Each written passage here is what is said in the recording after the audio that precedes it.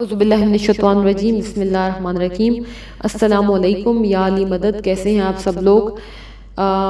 مولا علی علیہ السلام کے خطبات پر میں کام کر رہی ہوں۔ آج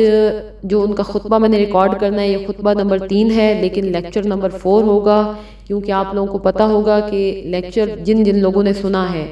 کائنڈلی یہ آگے شیئر کرتے جائیں اپنے سب لوگوں کے دوستوں کے ساتھ، تاکہ جتنے لوگ اس سے مستفید ہو سکیں اتنا اچھا ہے۔ مولا علی علیہ السلام کا جو پہلا خطبہ تھا نہج البلاغہ میں، وہ کافی لمبا تھا، تو میں نے اس کو 2 حصوں میں ڈیوائیڈ کیا تھا۔ اس وجہ سے آج یہ چوتھا لیکچر ہے اور تیسرا خطبہ ہے، اور اس تیسرے خطبے میں پہلے خطبہ کور کروں گی اور اس کے بعد میں اس کی تفسیر بتاؤں گی، کیونکہ اس خطبے کی تفسیر بتانا بہت ضروری ہے، کیونکہ اس میں مولا علی علیہ السلام نے خلافت کے اوپر بات کی ہے، اور خلافت کو آپ لوگوں کو جس طرح پتہ ہے کہ ثقیفہ بنی ساعدہ میں کیا ہوا تھا، اور اس کے بعد مولا علیہ السلام کا یہ خطبہ میرے سامنے آیا ہے، تو مجھ پر واجب ہو گیا ہے کہ مجھے اس کی تھوڑی بہت جو تفسیر ہے وہ بتانی پڑے گی، کیونکہ جن لوگوں کو نہیں پتہ ثقیفہ بنی ساعدہ کا، جو پہلی دفعہ سنیں گے ان کو پتہ چلے کہ ایکچولی میں ثقیفہ بنی ساعدہ میں کیا ہوا تھا،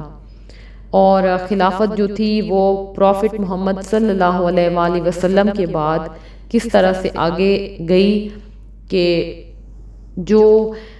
اس خطبے سے پہلے اگر میں تھوڑا سا آپ کو بتاؤں کہ مولانا مودودی کی کتاب ہے خلافت اور ملوکیت، اگر آپ لوگوں نے نہیں پڑھی تو اس چیز کو کلیئر کرنے کے لیے میں آپ کو وہ بک اسٹرانگلی ریکمینڈ کروں گی کہ آپ وہ کتاب خریدیں اور اس کتاب کو پڑھیں۔ انہوں نے بہت اچھے طریقے سے حقائق سے پردہ اٹھایا ہے اور بتایا ہے کہ کس طرح سے خلافت ایک خلیفہ کے پاس آئی، پھر دوسرے کے پاس آئی، پھر تیسرے کے پاس، اور پھر مولا علی علیہ السلام کے پاس آئی، اور جس ٹائم پر آئی ان کے پاس اس ٹائم پر کشتی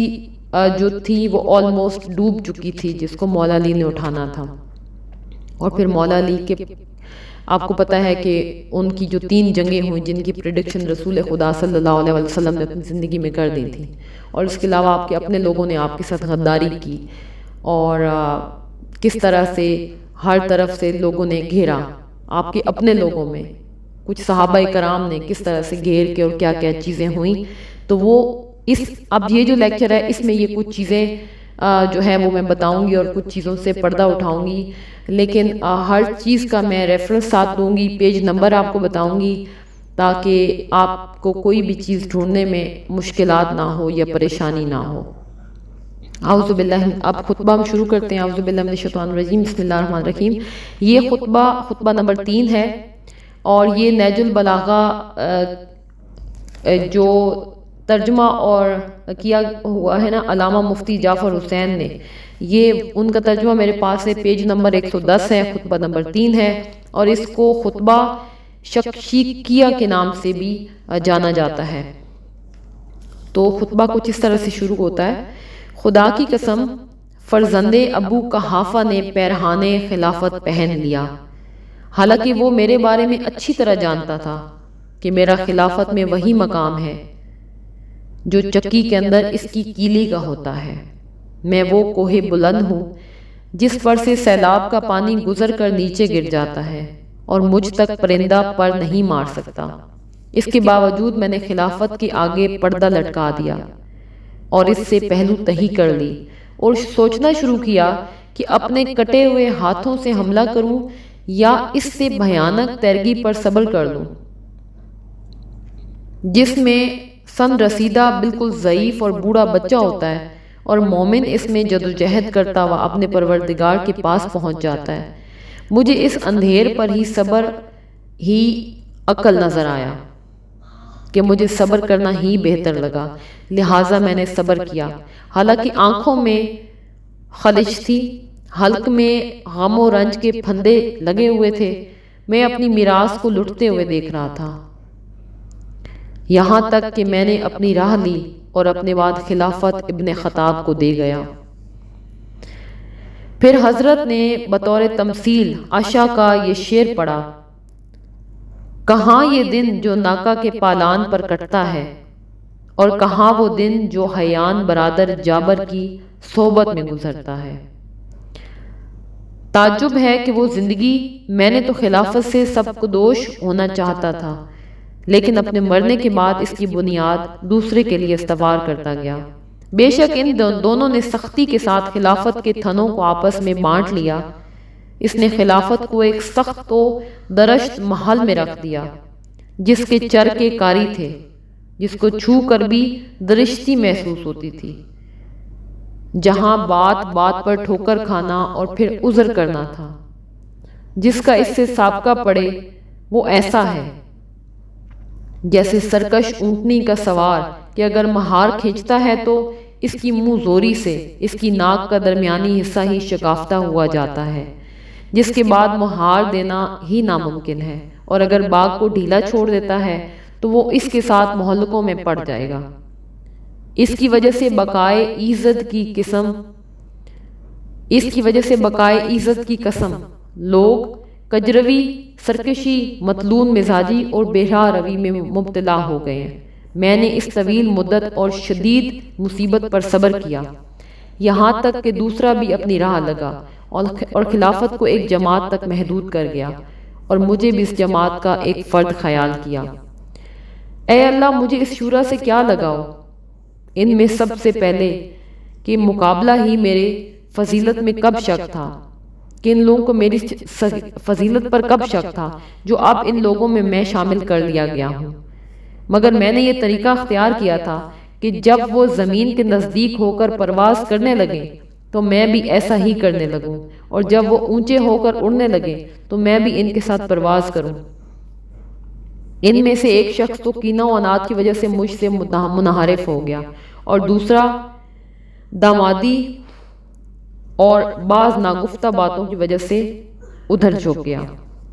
یہاں تک کہ اس قوم کا تیسرا شخص پیٹ پھلائے سرگین اور چارے کے درمیان کھڑا ہوا، اور اس کے ساتھ اس کے بھائی بند اٹھ کھڑے ہوئے، جو اللہ کے مال کو اس طرح نگلتے تھے جس طرح اونٹ فصل ربی کا چارہ چرتا ہے، یہاں تک کہ وہ وقت آ گیا جب اس کی بٹی ہوئی رسی کے بل کھل گئے اور اس کی بدعمالیوں نے اس کا کام تمام کر دیا، اور شکم پری نے اسے منہ کے بل گرا دیا۔ اس وقت مجھے لوگوں کے ہجوم نے دہشت زدہ کر دیا جو میری جانب بجو کے عیال کی طرف ہر طرف سے لگاتار بڑھ رہا تھا، یہاں تک کہ عالم یہ ہوا کہ حسن اور حسین بھی کچلے جا رہے تھے اور میری ردا کے دونوں کنارے پھٹ گئے۔ وہ سب میرے گرد بکریوں کے گلے کی طرح گھیرا ڈالے ہوئے تھے، مگر اس کے باوجود جب امر خلافت کو لے کر اٹھا تو ایک گروہ نے بیعت توڑ ڈالی اور دوسرا دین سے نکل گیا، اور تیسرے گروہ نے فسق اختیار کر لیا، گویا انہوں نے اللہ کا ارشاد سنا ہی نہ تھا۔ یہ آخرت کا گھر ہم نے ان لوگوں کے لیے قرار دیا ہے جو دنیا میں نہ بے جا بلندی چاہتے ہیں، نہ فساد پھیلاتے ہیں، اور اچھا انجام پرہیزگاروں کے لیے ہے۔ ہاں ہاں، خدا کی قسم، ان لوگوں نے اس آیت کو سنا تھا اور یاد کیا تھا، لیکن ان کی نگاہوں میں دنیا کا جمال کھپ گیا اور اس کی سج دھج نے انہیں لبھا دیا۔ دیکھو اس ذات کی قسم جس نے دانے کو شگافتہ کیا اور ذی روح چیزیں پیدا کی، اگر بیعت کرنے والوں کی موجودگی اور مدد کرنے والوں کے وجود سے مجھ پر حجت تمام نہ کی گئی ہوتی اور وہ عہد نہ ہوتا جو اللہ نے علماء سے لے کر رکھا ہے کہ وہ ظالم کی شکم پری اور مظلوم کی گرسنگی پر سکون و قرار سے نہ بیٹھے، تو میں خلافت کی باغ دوڑ اس کے کندھے پر ڈال دیتا اور اس کے آخر کو اسی پیالے سے سیراب کرتا جس پیالے سے اس کے اول کو سیراب کیا تھا، اور تم اپنی دنیا کی نظروں میں بکری کی چھینک سے بھی زیادہ ناقابل اعتنا پاتے۔ لوگوں کا بیان ہے کہ جب حضرت خطبہ پڑھتے ہوئے اس مقام تک پہنچے کہ ایک عراقی باشندہ آگے بڑھا اور ایک نوشتہ حضرت کے سامنے پیش کیا، آپ اسے دیکھنے لگے۔ جب فارغ ہوئے تو ابن عباس نے کہا، یا امیر المومنین علیہ السلام، آپ نے جہاں سے خطبہ چھوڑا تھا وہیں سے اس کا سلسلہ آگے بڑھائیں۔ تو پھر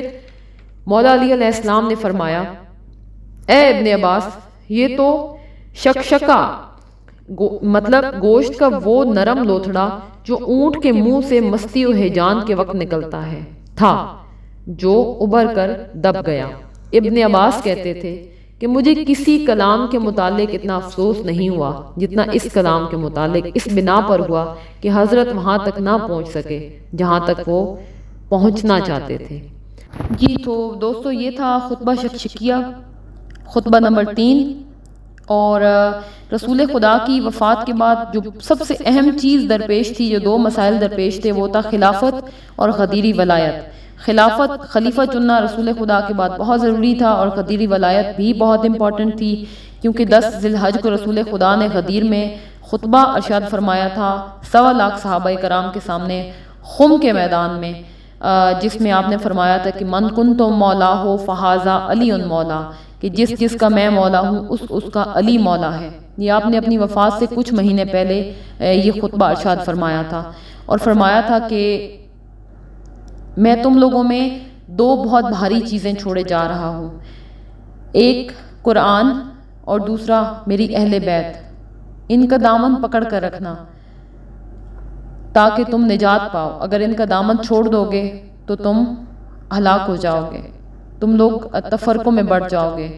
تم لوگ پریشانیوں میں گھر جاؤ گے۔ اور وہی ہوا، بعد میں امت نے نہ تو قرآن کو پکڑا اور نہ اہل بیت کو زندہ چھوڑا۔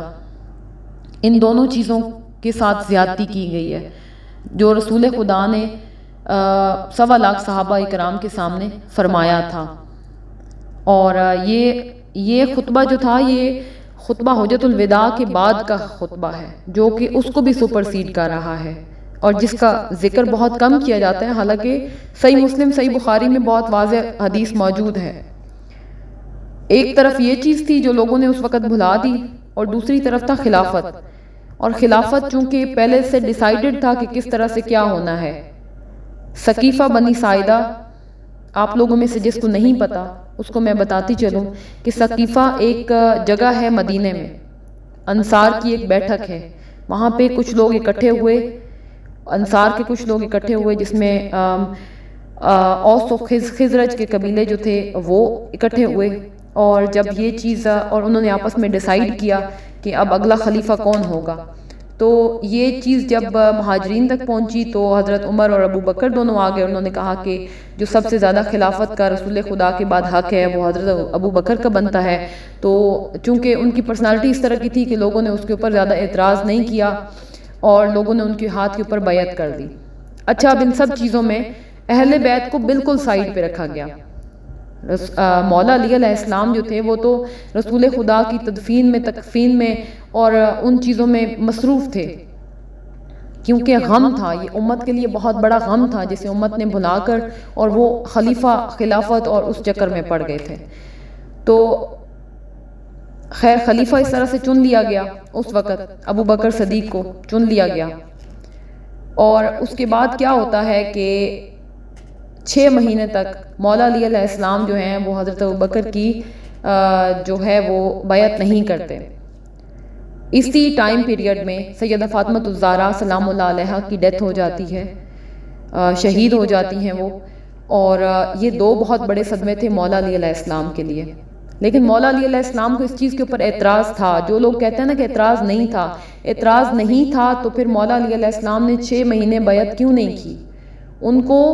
اس چیز کے اوپر اعتراض تھا کہ اہل بیت کو پوچھا ہی نہیں گیا، اہل بیت کو کنسلٹ ہی نہیں کیا گیا، اور ثقیفہ بنی ساعدہ کے جو ایفیکٹس ہیں وہ اس وقت تو کیا تھے، آج تو بہت کلیئر ہے، آج تو every thing is in front of you, کہ ہر چیز، کتابیں، ہر چیز آپ کے سامنے ہے، اور آپ دیکھ رہے ہیں کہ کس طرح سے اس کے بعد ثقیفہ بنی ساعدہ اصل میں وہ پوائنٹ تھا جہاں سے امت 2 ٹکڑوں میں بٹی ہے۔ یہ وہ پوائنٹ تھا جہاں سے 2 گروہ بنے، ٹھیک ہے، ایک تھا شیعان علی اور ایک تھا دوسری سائڈ پہ، یہ 2 گروہ اس ٹائم پہ بن گئے تھے۔ کچھ لوگ جو مولا علی علیہ السلام کے، جو رسول خدا کے بہت اچھے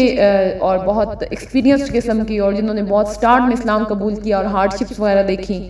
یہ وہ صحابہ کرام تھے جن میں عمار بن یاسر تھے، ابو ذر غفاری تھے، یہ وہ صحابہ کرام تھے، بلال حبشی تھے، جنہوں نے اس وقت کہا کہ نہیں، مولا علی علیہ السلام کا حق تھا خلافت کا، اور لوگ جانتے تھے۔ لیکن کیا ہوا، خیر بعد میں 6 مہینے گزرنے کے بعد مولا علی علیہ السلام نے، یہ صحیح بخاری میں آتا ہے کہ مولا علی علیہ السلام نے حضرت ابو بکر صدیق، جو کہ اس وقت خلیفہ وقت تھے، ان کو بلایا اور ان کو یہ کہا کہ آپ آپ نے خلیفہ تو آپ ہیں، خلافت تو چن لی گئی، لیکن آپ نے جس طرح سے خلیفہ چنا ہے یا آپ لوگوں نے جس طرح سے یہ سقیفہ بنی ساعدہ میں کیا ہے، کیا وہ درست ہے؟ تو ابو بکر جو تھے وہ آگے سے رونا شروع ہو گئے. تو ان کا یہ رونے کا جو ایکٹ تھا یہ شو کر رہا تھا کہ وہ اس چیز پر نادم ہے، اور انہوں نے آدھی بات تسلیم کر لی تھی اس وقت بھی کہ نہیں یہ ہوا ٹھیک نہیں ہے، یہ جو بھی ہوا یہ ٹھیک نہیں ہوا. ٹھیک ہے، تو مولا علی علیہ السلام نے، چونکہ وہ بہت بڑے دل کے مالک تھے، وہ مولا علی علیہ السلام تھے، ان کا پھر کیا مقابلہ،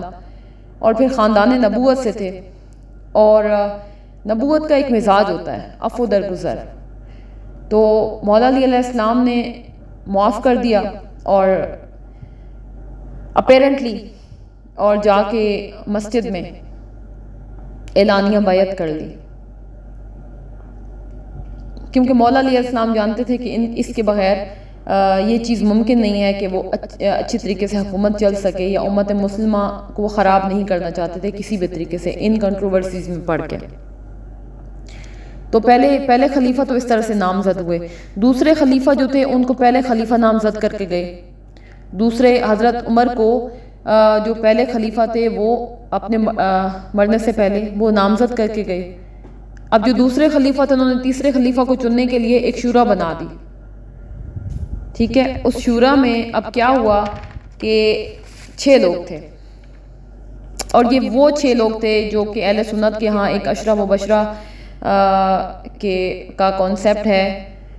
اشرا مبشرہ ایک حدیث ہے، اس میں وہ کہتے ہیں کہ 10 لوگوں کو اس دنیا میں جنت کی بشارت دی گئی تھی. یہ سب لوگ ان میں سے تھے، جن میں سے پہلے امیر المومنین علی ابن ابی طالب علیہ السلام تھے، دوسرے عبد الرحمن ابن عوف تھے، عثمان بن عفان تھے، حضرت زبیر تھے، حضرت طلحہ تھے، سعد بن ابی وقاص تھے. ٹھیک ہے، اب فہم و فراست میں اور مرتبے کے حساب سے، اور یہ سب لوگ بہت اعلیٰ قسم کے صحابی تھے. ٹھیک ہے، ان کو 6 لوگوں کو چنا گیا، یہ شورا بنائی گئی، جنہوں نے فیصلہ یہ کیا کہ عثمان ابن عفان کو تیسرا خلیفہ جو ہے منتخب کیا جائے. اب تیسرے خلیفہ جیسے ہی منتخب ہوتے ہیں تو ان کے جو رائٹ ہینڈ تھے وہ تھا مروان بن حکم، اور ان لوگوں نے مل کر، مطلب دونوں کے فیصلے اکٹھے ہوتے تھے، انہوں نے مل کر خاندان امیہ کو اتنا نوازا جو کہ پہلے 2 خلیفہ نے ایسا کچھ نہیں کیا کہ انہوں نے بہت اپنے قریبی لوگوں کو نہیں نوازا. لیکن اگر آپ مولانا مودودی کی کتاب پڑھیں خلافت اور ملوکیت، تو اس میں بہت واضح کر کے انہوں نے ہر چیز بیان کی ہے کہ کس طرح سے جو تھے وہ عثمان رضی اللہ تعالیٰ عنہ کی شہادت ہوئی ہے، کیسے ہوئی ہے، اس کے پیچھے کیا اسباب تھے، کیسے جو لوگ تھے وہ ان کے خلاف ہو گئے تھے. ٹھیک ہے، اب کچھ لوگ کہتے ہیں کہ عبداللہ ابن سبا جو تھے انہوں نے صحابہ کو اس چیز کے اوپر اکسایا، جبکہ حضرت عثمان کی کچھ پالیسیاں اس طرح سے تھیں، ان کی کچھ اقتصادی اور مانیٹری پالیسیاں اس طرح سے تھیں جن سے صحابہ کرام کو اختلاف تھا. سٹارٹ میں یہ سب کچھ نہیں ہوا، لیکن with the passage of time انہوں نے اس طرح سے چیزیں خراب کرنا شروع کر دیں. بیت المال میں سے قرضے لے کر واپس نہیں کیے جاتے تھے، اپنے خاندان کو، اپنے جتنے ان کے آس پاس میں لوگ تھے ان کو نوازا اور ان کو اعلیٰ عہدے دیے، اور اس طرح سے شورش برپا ہوئی اور حضرت عثمان کی شہادت جو تھی وہ واقعہ ہوئی. اور عبداللہ ابن سبا کو قتل بھی مولا علی علیہ السلام نے کروایا تھا، اگر آپ لوگوں کو پتہ ہو تو اس کا اس چیز میں کوئی رول نہیں ہے. جبکہ لوگ کہتے ہیں کہ نہیں اس کی وجہ سے سب کچھ ہوا، نہیں اس کی وجہ سے نہیں ہوا تھا، اس کو قتل کروانے والے بھی مولا علی علیہ السلام ہیں. تو یہ تین خلفاء کی جو تھی حکومت وہ اس طرح سے چنی گئی. ٹھیک ہے، اس طرح سے ان کو سلیکٹ کیا گیا، اور پھر جب کشتی بالکل ڈوب رہی تھی اور ختم ہو رہا تھا سب کچھ، تو اس وقت اور ہر طرف شورش تھی اور ہر طرف لوگ باغی ہوئے تھے اور خزانہ خالی تھا. اس وقت یہ چیز جو تھی وہ یہ مولا علی علیہ السلام کے پاس آ گئی. مولا علی علیہ السلام خلافت نہیں لینا چاہتے تھے، لیکن لوگوں نے خود جا کے گروہ اکٹھے ہو کے انہوں نے جا کے مولا علی علیہ السلام کے ہاتھ پر بیعت کی. ٹھیک ہے، اور اس کے بعد یہ جو پھر امیر شام لشکر لے کے آپ کی طرف آ جاتے ہیں جنگ صفین کرنے کے لیے، پھر یہاں سے طلحہ اور زبیر اور سیدہ عائشہ جو ہیں یہ اکٹھے ہو کے جنگ جمل کے لیے پہنچ جاتے ہیں، اور پھر نہروان کی جنگ ہوتی ہے۔ ان سب جنگوں کی پریڈکشن پیشن گوئی رسول خدا صلی اللہ علیہ وسلم نے اپنی زندگی میں کر دی تھی، اور آپ نے فرمایا تھا کہ تم لوگوں میں سے ایک ایسا شخص بھی ہے، میں نے تو جنگ کی تھی نا، تو میں نے یہ صحیح مسلم میں آتا ہے کہ جب میں نے جنگ کی تھی تو اسلام اور قرآن کو بچانے کے لیے کافروں سے جنگ کی تھی، لیکن تم لوگوں میں ایک ایسا شخص بھی ہے جس کو قرآن کی تعویل کے لیے مسلمانوں سے ہی جنگ کرنی پڑے گی۔ تو صحابہ کرام بہت انہوں نے پوچھا کہ مطلب کون ہے وہ، ان میں بہت کیوریوسٹی بڑھ گئی، انہوں نے پوچھا کہ وہ کون سی ہستی ہے، تو آپ نے اشارہ فرمایا کہ وہ جو میری جوتی ٹانک رہا ہے۔ مولا علی علیہ السلام اس وقت رسول خدا کی جوتی ٹانک رہے تھے، اور صحابہ فوراً دوڑے مولا علی علیہ السلام کی طرف، اور